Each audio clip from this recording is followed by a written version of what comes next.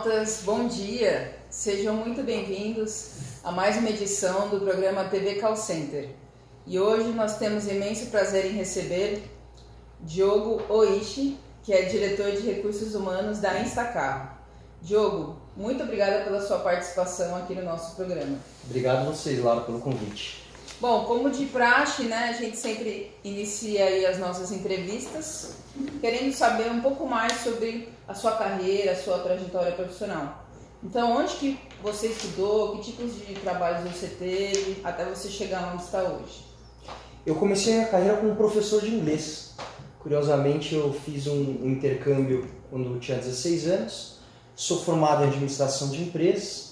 E logo no primeiro ano eu queria trabalhar e procurei alguma coisa para fazer logo no primeiro semestre. Consegui um convite para ser professor de inglês, foi aí o meu primeiro passo. A dona dessa escola de inglês tinha uma empresa de comércio exterior e posteriormente me convidou para trabalhar com ela. Uma curiosidade é que eu imaginava a minha carreira sendo desenvolvida na área de finanças. E quando eu recebi o convite para estagiar na Colgate-Palmolive na área de recursos humanos, eu me apaixonei pela área de RH e até hoje trabalho com isso. Eu tive a oportunidade na Colgate de atuar em todas as áreas de recursos humanos e desenvolver minha carreira também como um generalista, um profissional generalista na área de RH. Mas eu acabei dando foco em duas principais vertentes. Uma delas é a aquisição de talentos e outra delas é gestão de talentos. Então, como primeiro atrair os talentos no mercado e depois como desenvolver e reter esses talentos. E aí eu fui crescendo na minha trajetória, trabalhei em grandes empresas multinacionais. Teve uma passagem na carreira que eu virei até headhunter, caça-talentos. Legal. Uma curiosidade. E depois assumi outras posições gerenciais em grandes multinacionais. No final das contas, hoje, há quase 2 anos já na Instacarro, sou diretor de recursos humanos. Tenho grandes desafios nessa empresa e acabo fazendo a gestão de toda a equipe de RH. Então você teve a experiência com RH e depois resolveu estudar RH. Sim. Fazer no setor, né, administração, se aprofundar mais nisso. Acabei fazendo uma pós-graduação em recursos humanos também. Como eu me identifiquei muito com o meu trabalho enfim, me apaixonei, eu decidi realmente depois estudar e fazer uma pós-graduação e vários outros cursos também. Que legal. Bom, para quem não conhece, eu queria que você falasse um pouco da Instacarro, o que é, o que a empresa faz. A Instacarro é uma startup que tem como propósito de valor vender o seu carro de uma maneira rápida e segura. A Instacarro é uma startup que tem 2 anos, quase 3 anos já de vida e é um modelo de negócio muito inovador. Então, existem 3 etapas do processo, né? Desde a avaliação do veículo, a gente faz uma vistoria do veículo, um laudo, tira fotos, faz um resumo e manda para um leilão online, que é a segunda etapa. Nesse leilão online, mais de 1.500 concessionárias competem pelo veículo, né, dando lances. E a terceira etapa é onde a gente mostra a melhor proposta para o cliente. Se ele aceitar, ele faz a transferência do documento do veículo em nome da Instacarro e a gente faz a transferência no banco e em um pouco mais de 1 hora o cliente sai com dinheiro no banco. Então é um modelo bem disruptivo, bem inovador no mercado brasileiro. Bem interessante. Ele leva o carro dele até um local indicado por vocês para fazer essa como você falou? Vistoria, isso. Isso mesmo, Laura. São 2 possibilidades. Levar em uma das unidades físicas que nós temos e outra é agendar para que a Instacarro vá até a sua casa, o seu trabalho. Então existem esses 2 modelos para o cliente, o qual ele preferir, ele pode agendar. É bom que é bem prático, né? Se bem precisa, já resolve.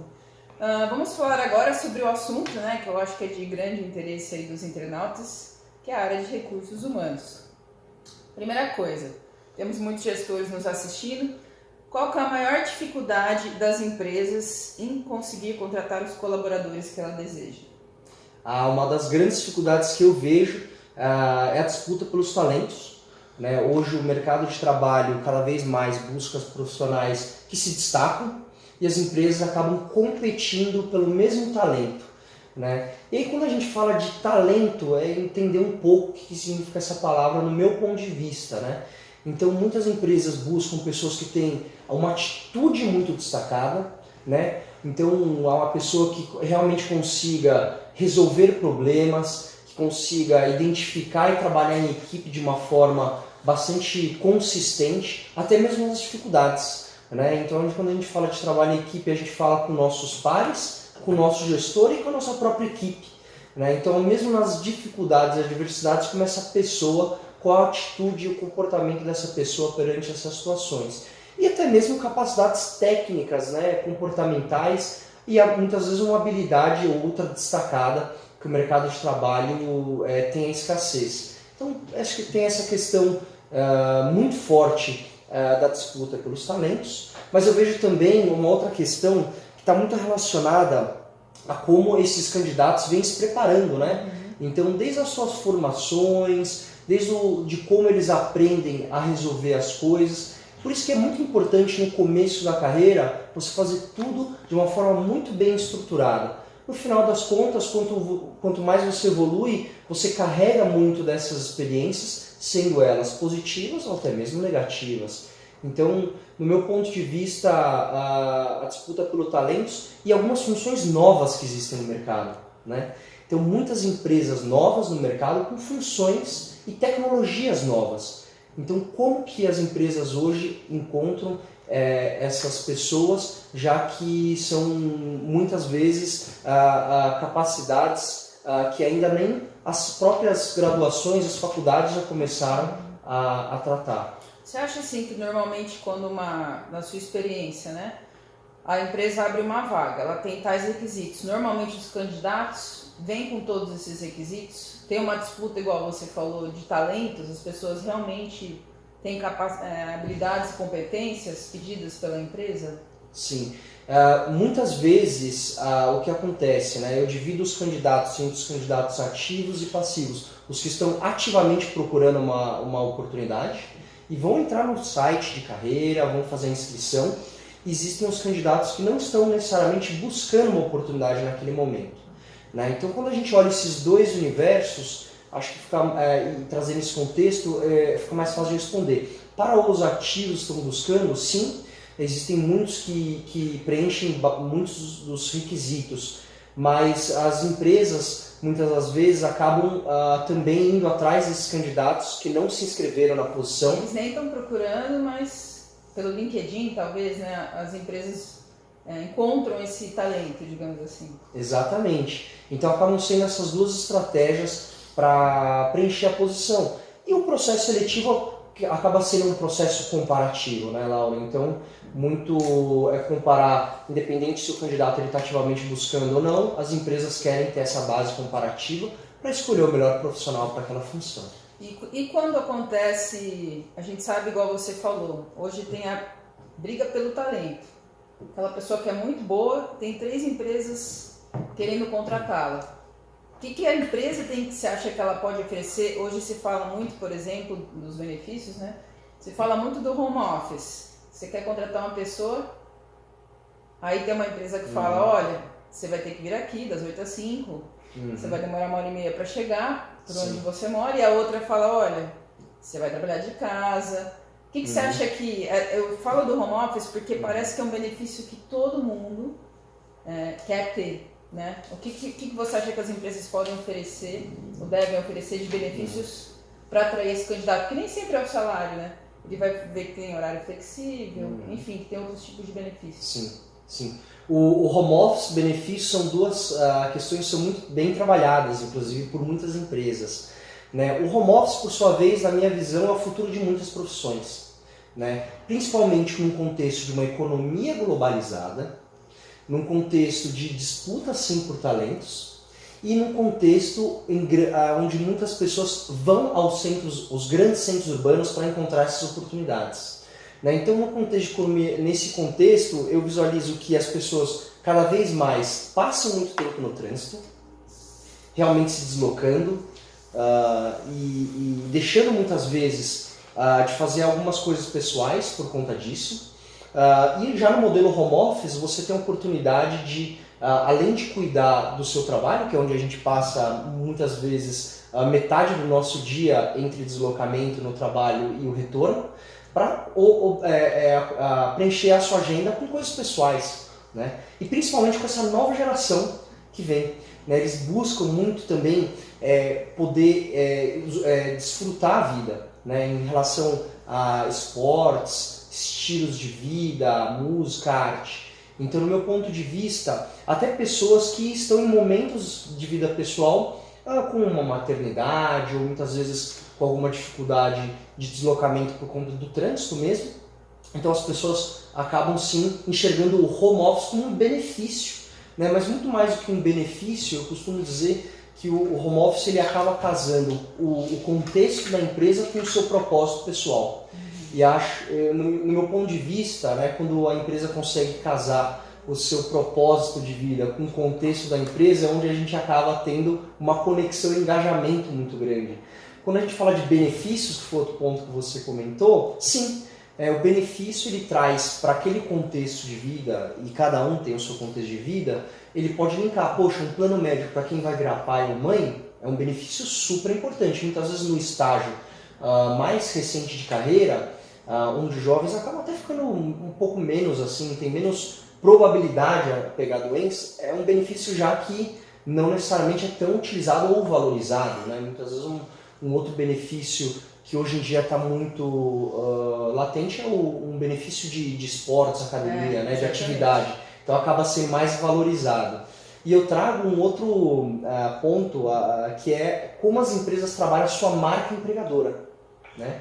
Então as empresas têm a sua marca como produto, como serviço, mas como ela apresenta a sua proposta de valor para o candidato, né? E muito mais para o candidato internamente. Né? Então como ela identifica e diagnostica o seu DNA para então comunicar internamente e externamente. E na minha visão, o principal fator é que essas pessoas realmente consigam encontrar o propósito de valor na empresa, o seu propósito pessoal. E aí é onde realmente a empresa vai se destacar em relação ao engajamento. E com certeza, Laura, salário não é o principal. Eu acho que até essa história da academia, por exemplo, além de você melhorar a imagem da empresa, a gente quer que os funcionários façam atividade física, fiquem mais saudáveis.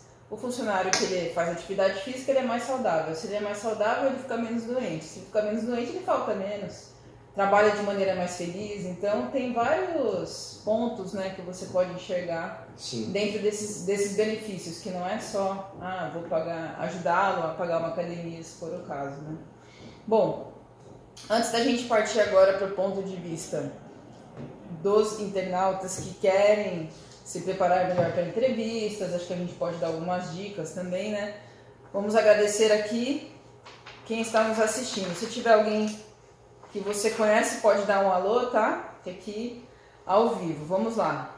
Agradecer a audiência, né? Da Márcia Rotten, Marta Lombardi, Edna Araújo, que já passou aqui com a gente, já foi entrevistada, um beijo para Edna, Wanderson Alves, Ismael Pereira, que também já foi entrevistado, um abraço para Ismael, Renato Voldman da Fonitec, um dos nossos apoiadores aqui.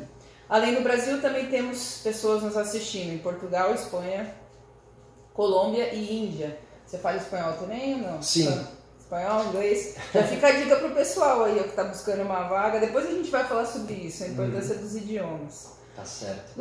Luiz Augusto, de Araçatuba, São Paulo, pergunta: o que você acha sobre a lei de incentivo para PCD, jovem aprendiz e terceira idade? A lei de incentivo, no meu ponto de vista, e aí no geral as leis de incentivos, elas acabam trazendo uma inclusão muito importante, que muitas vezes o setor privado não acaba conseguindo, de uma forma natural, liderar e fazer acontecer. Então, aqui no Brasil existe essa característica dessas leis de incentivo por conta desse contexto, né? E sobre a pergunta em relação às inclusões, eu vejo de uma forma positiva. Eu, por exemplo, em uma empresa que eu trabalhei, eu já tive 2 PCDs no meu time que trabalhavam normal e performavam super bem. Né? Então, para mim, muito mais que um programa de inclusão, foi uma satisfação trabalhar com pessoas que desempenhavam bem as suas funções, que tinham uma atitude positiva e buscavam conhecimento, aprendizado, independentemente de qualquer coisa, né? Hoje, atualmente, inclusive, eu tenho uma melhor aprendiz no meu time, e é muito interessante trabalhar com menor aprendiz, porque esse de fato foi o primeiro trabalho dela e ela está agora para cursar uma faculdade. Então as conversas são muito voltadas à carreira, à faculdade, então é uma fase que eu, pelo menos, como profissional de recursos humanos, me identifico e gosto de trabalhar. Agora, do meu ponto de vista, existe uma preparação das empresas e uma preparação do gestor para que esses programas sejam de fato efetivos, para que a pessoa tenha realmente um aprendizado, para que a pessoa realmente tenha uma evolução e uma inclusão no mercado de trabalho. Então, as empresas e principalmente o gestor, né? Porque a empresa é uma entidade, né?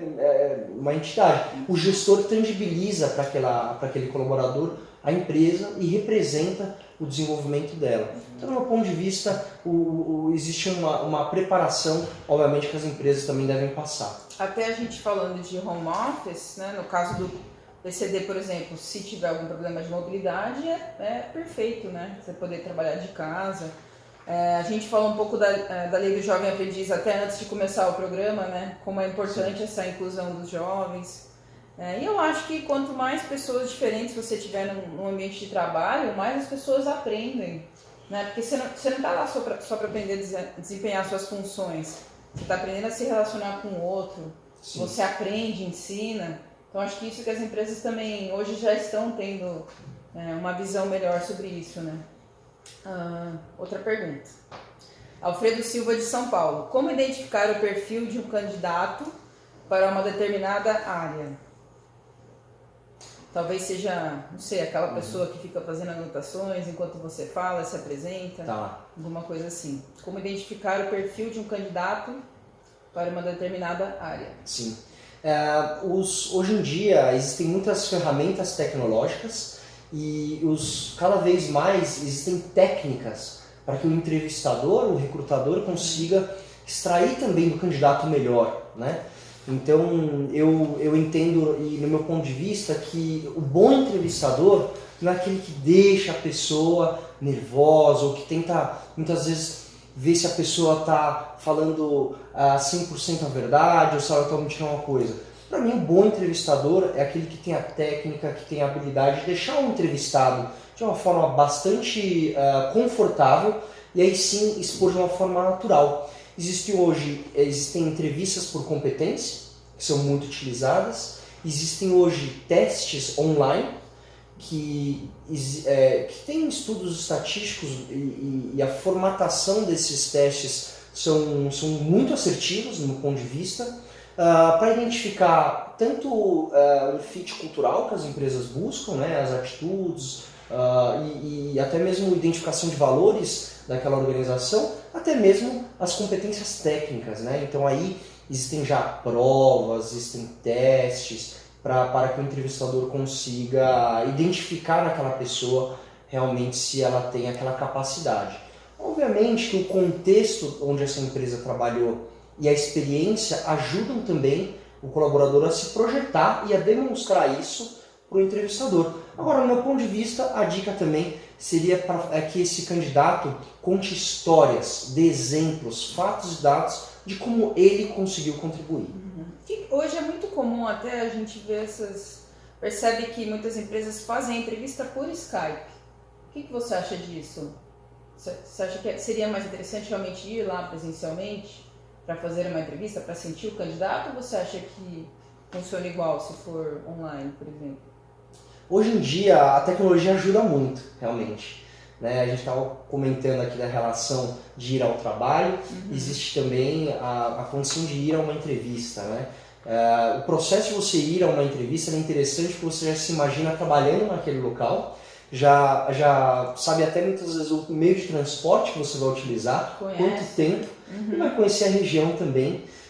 E no final das contas entender um pouco o ambiente, a cara da empresa, né? Se as pessoas estão felizes, se elas estão tensas, qual que é a cara, né, das pessoas que estão numa sala de reunião. Então, na minha visão, nada substitui esse contato pessoal. Ao mesmo tempo, a entrevista por Skype, em uma outra etapa do processo, eu achava super válida, né? Hoje em dia, cada vez mais os gestores, né, que vão contratar essas pessoas, o RH, têm uma agenda que muitas vezes não casa com a agenda dos candidatos. Ainda mais para quem trabalha, que consegue geralmente ir no começo do dia ou no final do dia. Mas independentemente disso, a agenda hoje em dia é muito corrida e geralmente os processos seletivos, as empresas têm muita pressa para contratar esses profissionais. Então, em uma outra determinada etapa do processo, eu sou super a favor de usar a tecnologia, como por exemplo o Skype, mas nada substitui você pessoalmente conhecer a empresa e o entrevistador. Vou concordar com você. Bom, a próxima pergunta que eu ia fazer, a Sônia Buquerque da Colômbia acabou roubando minha pergunta aqui, porque ela fez a mesma pergunta. Atualmente, o Brasil possui mais de 13 milhões de desempregados, né? Um cenário aí muito triste para todos. Então, como se preparar para conseguir uma vaga? O que o nosso internauta pode fazer para quem está aí buscando uma vaga para conseguir o tão sonhado emprego? A minha dica seria, primeiro, pesquisar bastante sobre a empresa que você vai fazer a entrevista. Né? E pesquisar, existem hoje várias redes sociais que disponibilizam informações de ex-colaboradores ou colaboradores, tais como o LinkedIn, o Love Mondays e o Indeed. Então hoje você consegue entrar nessas redes sociais, entender como é trabalhar nessa empresa, o que essa empresa valoriza, o que essa empresa não valoriza, e como você, e se você se identifica ou não com essa empresa, né? Então nessa pesquisa, meu ponto de vista você vai encontrar o seu propósito nesse ambiente de trabalho?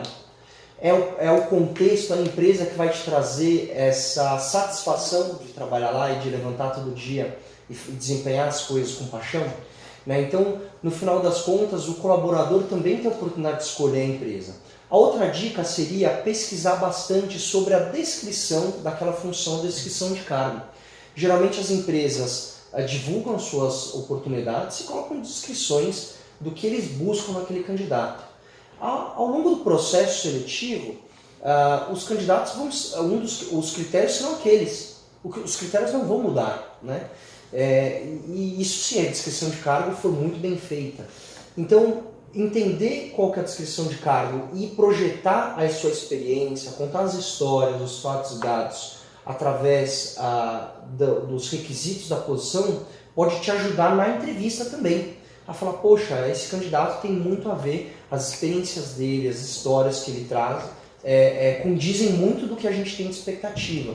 Obviamente que outras histórias também são importantes, o seu contexto de vida, como você se projeta, as suas atitudes, mas essas seriam duas dicas bastante valiosas. E a última seria, se você conhece alguém que trabalha nessa empresa, isso você consegue ver também através das redes sociais, se você tem algum contato, perguntar como é de fato trabalhar lá, como foi o processo seletivo, que dicas a pessoa poderia te dar em relação a valores organizacionais, o que a empresa tem de como é que é a cultura da empresa. E eu sempre falo, você também tem que escolher a empresa, porque muitas vezes não é essa empresa que você vai trabalhar e muitas vezes você não passa nesse processo, mas você vai passar em outro que você vai ter um contexto, uma empresa que vai gerar um contexto para você desempenhar suas funções melhores. Então, muitas vezes não passar num processo, passar no outro, às vezes é muito melhor para a sua carreira. Pode ser bom, né? Pode ser bom. Eu acho que um ponto importante também, Diogo, é que muitas profissões, elas exigem alguns pontos específicos. Por exemplo, idiomas, por exemplo, mexer com certos programas de computador. Eu acho que as pessoas também têm que estar atentas a isso, né? Se você quer trabalhar com uma carreira que precisa aprender a mexer em tal programa, por exemplo, você precisa, num momento ou outro, tentar fazer um curso, alguma coisa. Hoje, pesquisando na internet, você acha vários cursos de graça sobre qualquer coisa. Então, a pessoa também precisa ir atrás do que aquela carreira pede, né? Se ela quer seguir. Senão, vai ser muito difícil conseguir, né? Com certeza. E muitas vezes não passar num processo pode te ajudar a se projetar. Você não passou por tal motivo técnico, comportamental, e como hoje a informação é muito disponível, correr atrás desse aprendizado é sempre válido. Seja no começo da carreira ou seja no estágio mais avançado da carreira. Conhecimento sempre. é uma frase que eu sempre gosto de falar. Existe o perfil certo para a vaga certa. Então, às vezes você não passou nessa vaga por um motivo, mas para outra vaga você é perfeito. Então, sempre existe possibilidade de sucesso aí na carreira. Dá mais um alô aí para os internautas que estão nos assistindo. A Nara Maria, o Maicon Souda, ou Soldar, ele está online aqui e mandou um comentário. Sobre uma pergunta bem interessante. Uma empresa que não dá, Maicon, tá? Uma empresa que não dá feedback durante o seu processo seletivo é algo normal ou é um ponto negativo do RH? Você acha que a empresa sempre deveria... Eu acho que... Eu gosto de saber quando eu não passo, né, por uma vaga, alguma coisa, por quê? Até para se aprimorar, como você falou. Você acha que é um ponto negativo? Você vê que as empresas não estão fazendo isso? Estão? Como que você vê esse assunto? E um abraço também, só para complementar, Gisele Foyer e Daniela Oishi. Daniela muito Oishi, bom. Parente. Minha irmã. Sua irmã. Um abraço. Um abraço, Daniela. Pode responder por gentileza. Feedback de processo seletivo. O que você acha? Com certeza, Maicon.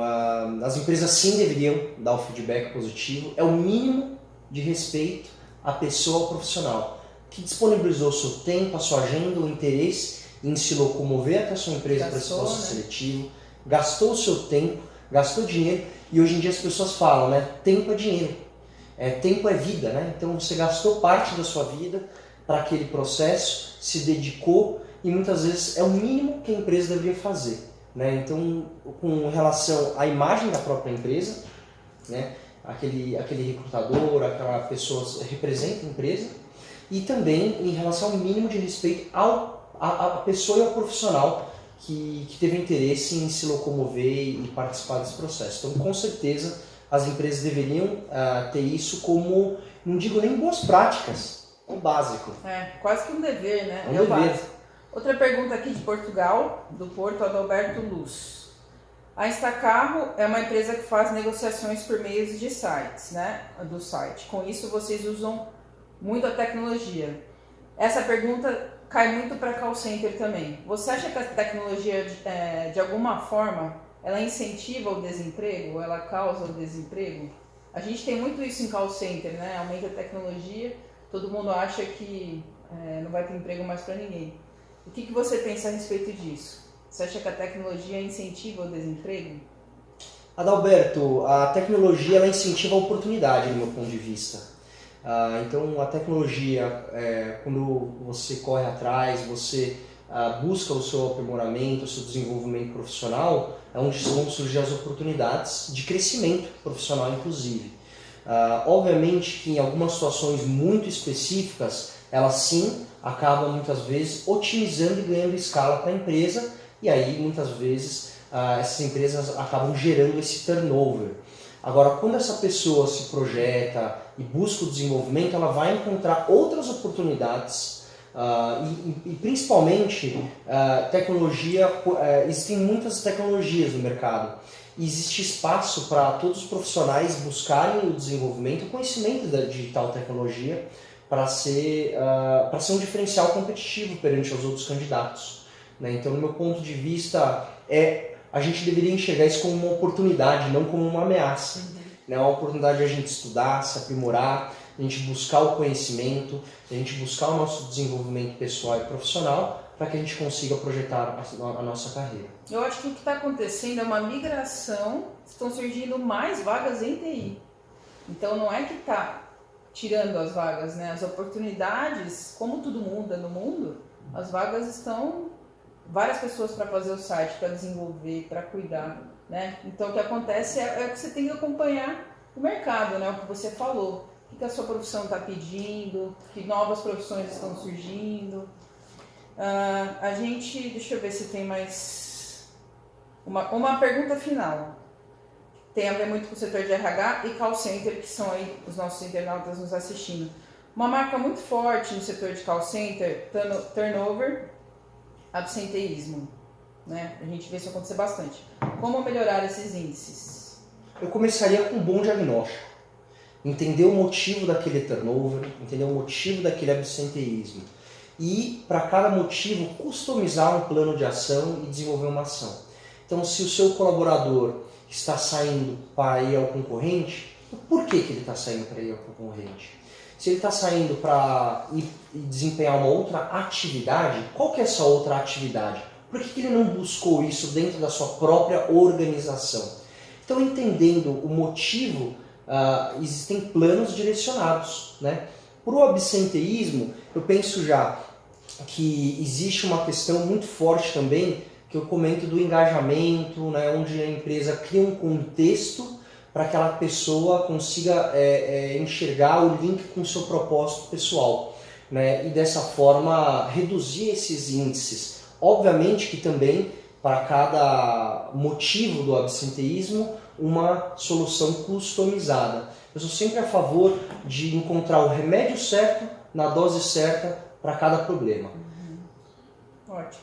Bom, a gente está chegando aqui no final da nossa entrevista. Infelizmente o tempo acabou, de acordo com a nossa produção. Você gostaria de deixar um recado final para os internautas e seus contatos, caso você queira deixar LinkedIn, e-mail, fique à vontade. Minha dica para os internautas seria: façam tudo com paixão. Quando a gente faz as coisas com paixão, a gente encontra as oportunidades, a gente consegue encontrar forças de onde não vem, a gente acha tempo de onde não existe, e as pessoas que trabalham conosco, elas acabam sendo contaminadas de uma forma positiva, elas percebem que a gente faz isso de uma forma muito positiva. E quando elas percebem, e quando o mercado e quando a vida percebe que você faz as coisas com paixão, as pessoas que estão em torno da sua vida, as oportunidades surgem. E aí você consegue cada vez mais projetar, seja pessoalmente ou seja profissionalmente falando, né? Então a minha dica seria: faça tudo com paixão, que você vai encontrar as suas oportunidades e você vai ter uma vida e uma carreira de sucesso. Legal, Diogo, queria agradecer imensamente a sua participação aqui na TV, em nome de toda a equipe. Vou deixar 2 lembrancinhas com você, livro aqui do Kenji Sakamoto, um dos nossos apresentadores, Gestão Estratégica de Contact Center, espero Obrigado. Que você goste. E você também vai levar a nossa canequinha aqui do programa. Ótimo, tô me sentindo o Jô Soares. Aqui tá, só falta o sofazinho, né?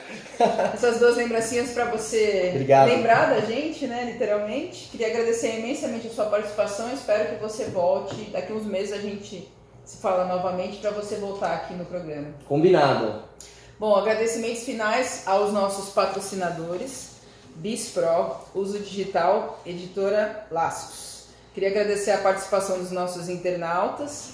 Um grande abraço e até a próxima entrevista. Tchau, tchau.